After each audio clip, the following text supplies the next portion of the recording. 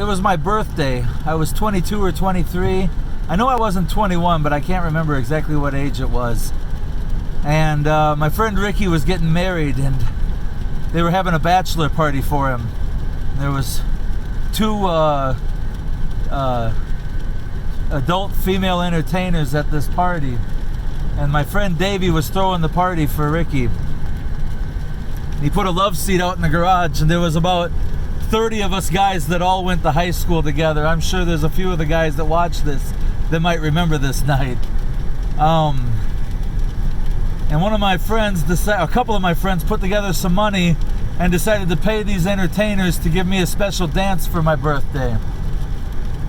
By this time I had indulged in the free keg beer to the point where I was beyond my normal senses. And they brought me over to a love seat and sat me down and did a dance to probably Warrant's Cherry Pie or some cheesy 90s rock song. And by the end of it, the combination of the booze and everything else had me completely off guard. They told me to stand up.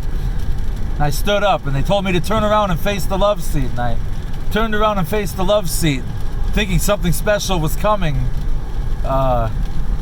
They told me to take my belt off, which should have raised a red flag, but I had been having so much fun that I thought they wanted a souvenir, so I took it off. And the minute that I took the belt off, the shorter of the two shoved me and knocked me onto the love seat so that my knees were on the cushions and my elbows were over the back of the love seat. Before I could do anything, she ran around and grabbed me by the hands and yanked my arms over the back of the love seat. Red flags should have went off at this point. The other one grabbed my pants and my boxers and yanked them down to my knees so that my bare behind was on display for everybody there, which drew a collection of groans as they saw it. Thank God there was no females, and thank God this was before social media. And the one holding my hand said, "I have a question for you." And I said, "Shoot, pretty lady." At this time, I still didn't see any red flags. And she said, "Who's your mama?" And I said, "What kind of question is that?" But before I could get the answer out, the other one doubled my belt up and whipped me across my backside so hard that it felt like pins and needles shot out of my face.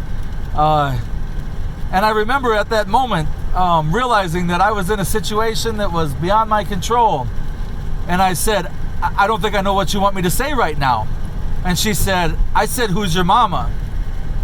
I didn't have the right answer for her, so I got hit again, harder with the belt. And by now, all of my friends are laughing, thinking it's funny. By the third time they asked me and I got whipped with the belt, I screamed out, "Brenda! Her name is Brenda! Stop hitting me!" And for anybody that knows me, Brenda is the name of my actual mother. I was too intoxicated to realize that they wanted me to say that they were indeed my mother, so I just started shouting my mother's name. And everybody there was so entertained by the sight of this that nobody threw me a lifeline. And these entertainers certainly didn't feel sorry for me. So I was whipped at least 6 or 7 times mercilessly before they finally let me go and I was able to gather myself. And I just remember waking up the next morning and I was laying on my stomach on my buddy's couch, and I wondered if that had really happened or if I had somehow dreamed it. But as soon as I rolled over and put some weight on my behind, I knew it had happened. And I looked everywhere in the garage in the house, and my belt was nowhere to be found. So I really do believe they kept it as a souvenir. And I just imagine them driving home that night, having a good laugh at themselves and at me, and saying something to the effect of, "We really whipped the hell out of that fat boy, didn't we?"